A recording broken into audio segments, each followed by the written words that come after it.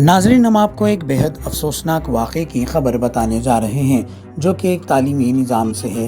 ये वाक़या हमारे तालीमी निज़ाम के चेहरे पर एक बदनुमा दाग है। क्या तालीम महज एक कारोबार बन चुकी है? क्या स्कूलों का मकसद सिर्फ पैसा कमाना रह गया है? क्या वो मासूम चेहरे जो ख्वाब देखते हैं, जो रोशन मुस्तकबिल की उम्मीद में किताबें उठाते हैं, उनकी कोई कीमत नहीं रही? नाजरीन, मेडचल में श्री चैतन्या स्कूल की एक मासूम तालिबा ने अपनी ज़िंदगी ख़त्म करने की कोशिश क्यों की? सिर्फ इसलिए कि वो फ़ीस अदा नहीं कर सकी। क्या एक तालिबा की जान की कीमत चंद नोटों से भी कम हो गई है? स्कूल तो वो जगह होना चाहिए जहां बच्चे अपने आप को महफूज महसूस करें, ना कि वो खौफ, जिल्लत और नाउमीदी का शिकार हो जाएं। प्रिंसिपल रमा देवी को ज़रा भी एहसास ना हुआ कि उनके सख्त अल्फाज किसी के दिल पर क्या क़यामत ढा सकते हैं। क्या फ़ीस की अदम अदायगी का मतलब ये है कि एक तालिब इल्म की इज़्ज़त और वक़ार को सरेआम रौंदा जाए? क्या ऐसे ही तालीमी इदारे एक बेहतर मुआशरे तश्कील देंगे? ये मामला सिर्फ एक तालिबा का नहीं बल्कि पूरे निज़ाम तालीम का है। आज हम सबको ये सवाल करना होगा कि क्या तालीम वाकई हर किसी की बुनियादी हक है या सिर्फ पैसे वालों की जागीर? हम हुकूमत से पुरजोर मुतालबा करते हैं कि ऐसे गैर इंसानी रवैये इख्तियार करने वाले स्कूलों के खिलाफ सख्त कार्रवाई की जाए। तालीमी इदारे इल्म के समंदर होते हैं, कारोबारी मंडियां नहीं। वालिदैन बच्चों को इस उम्मीद पर स्कूल भेजते हैं कि वो एक बेहतर कल के लिए तैयार होंगे, ना कि इस खौफ में कि अगर फीस अदा ना हुई तो उनका बच्चा जिल्लत का शिकार हो जाएगा। ये वक्त है कि हम सब आवाज़ उठाएं, वरना वो दिन दूर नहीं जब तालीम सिर्फ सरमायादारों का हक बनकर रह जाएगी और गरीब का बच्चा इन दरवाज़ों पर सिर्फ ठोकरें खाता नजर आएगा। नाजरीन, आप देखते रहें क्योंकि ट्रांसमिटेशन। लाइक कीजिए, शेयर कीजिए और सब्सक्राइब करना ना भूलें।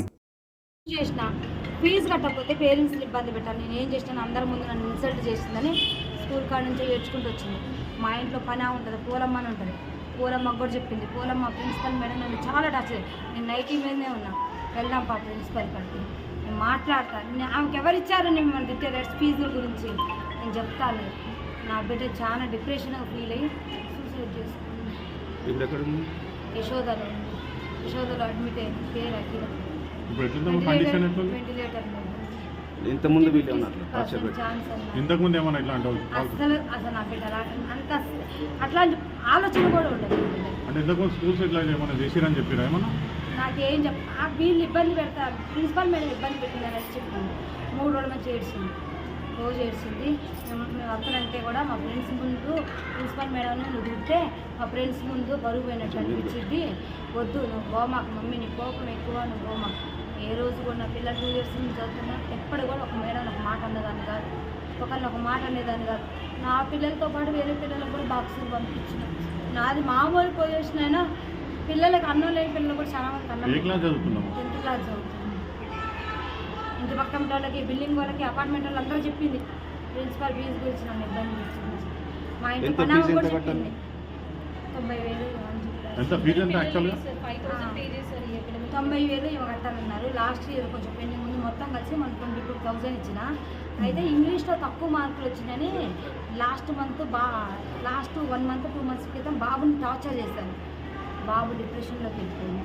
వీళ్ళ వల్ల బాబుకి ఇప్పుడు దగ్గర 1 lakh వరకు ట్రీట్మెంట్ అయింది. నా దగ్గర అన్ని రిపోర్ట్స్ ఉన్నాయి, అన్ని ఫైల్స్ ఉన్నాయి.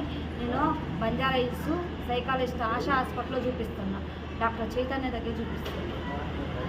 ఓన్లీ బాబుకి 35 40 వచ్చిన ఇంగ్లీష్ మార్కులని ప్రిజర్వ్ చేశారు. బాబు సేమ్ 10th class. అయితే వేరే కట్టాల్సిన ఫీజు బాబు ట్రీట్మెంట్ అన్నారు. ఆల్రెడీ బాగా సార్ కూడా చెప్పిన బాబుకి అబ్నార్మల్ ఉంది, బాబు కండిషన్ ట్రీట్మెంట్ నడుస్తుంది, బాబుకి హెల్త్ బాగాలేదు కానీ ఆ డబ్బులు అటు యూజ్ చేస్తున్నా. లోన్ పెట్టిన, లోన్ రాగానే ఒకేసారి ఎట్ ఏ టైం నేను ఎంత ఫీజు ఉంటే అంత క్లియర్ చేస్తాను కూడా మా సార్ చెప్పింది. బాబు కూడా బాగాలేదు. బాబు కూడా మన మధ్యసింకం పోయింది స్కూల్ వల్ల. టార్చర్ పిల్లల్ని ఏం ఫెయిల్ అయితే మనం రాసుకోకూడదు. ఇయర్ లాస్ అయితే నెక్స్ట్ ఇయర్ చదువుకోకూడదు. ఎందుకు పిల్లలు లేనప్పుడు చదువు ఎందుకు? పిల్లలు బతుకుండి పిల్లలు బాగుంటే కండి చదువు కావాలి. పిల్లలు సూసైడ్ చేసుకొని చచ్చిపోయినాక చదువులు ఏమిస్తారు? చదువులు అంటే మాలాంటి వాళ్ళకి కడుపు కోత మిగల్చడానికి ఎలాంటి పెద్ద పెద్ద స్కూళ్ళు పెట్టే ఇలాంటి పెద్ద పెద్ద స్కూళ్ళు పెట్టేది మాలాంటి పేదోళ్ళ కోసం. ఇప్పుడు మేము ఎక్కడో నుంచి బతకడానికి వచ్చినాం, మేము తెలుగు మీడియం చదువుకున్నాం, సరైన జాబులు రాలేదనే కదా పెద్ద పెద్ద స్కూల్లో వేస్తే ఇంగ్లీష్ మీడియం చదువుకొని ఫారెన్ కంట్రీస్ అటు ఇటు పోతారు, మంచిగా మా పిల్లలు సెటిల్ అవుతారనే వేసాక మా పిల్లల్నే భూముల మీద నుంచి లేకుండా చేస్తే మీరెందుకమ్మా ఇలాంటి స్కూళ్ళు పెట్టుకొని ఏం యూజ్? కొంతమంది పిల్లల్లో ఒక పాప స్కూల్ ఫీజు కట్టకపోతే మీ మేనేజ్మెంట్కి ఏమైనా కోట్లు నష్టం వస్తుందా? కరోనాలో పేరెంట్స్ చచ్చిపోతున్నారు కదా, దత్తా తీసుకొని చదివించిన స్కూల్స్ లేవా? ఒక పేరెంట్ ఒక పిల్ల 100 మంది పిల్లలు ఒక పిల్ల కట్టకపోతే మీకు కోట్లు నష్టం వచ్చిందా? కోట్లు నష్టం వచ్చిందా? ఏం నష్టం వచ్చింది? మేనేజ్మెంట్కి ఎక్కడ నష్టం వచ్చింది? శ్రీ చైతన్య వీటి పేరుతో పిల్లల్ని చంపుతున్నారు. ఇంకో నాలాంటి తల్లిదండ్రులు మాత్రం ఇలాంటి స్కూళ్ళల్లో ఏమాకండి పిల్లగాళ్ళు, ఇలాంటి స్కూళ్ళల్లో వేసి మీ పిల్లగాళ్ళని చంపుకోరు. వీళ్ళు ఎంత టార్చర్ పెడతారో తెలుసు. రైటింగ్ తప్పితే చదువుకోలేదు. రైటింగ్ రైటింగ్ రైటింగ్ రైటింగ్ ఏం రాస్తారు పిల్లలు? చదవాలి. రైటింగ్ అంటే నువ్వు పేరాలనే రాస్తారు. చదువుకోకుండా పేరాలు రాస్తే వస్తుంది, పాస్ అయిపోతారు.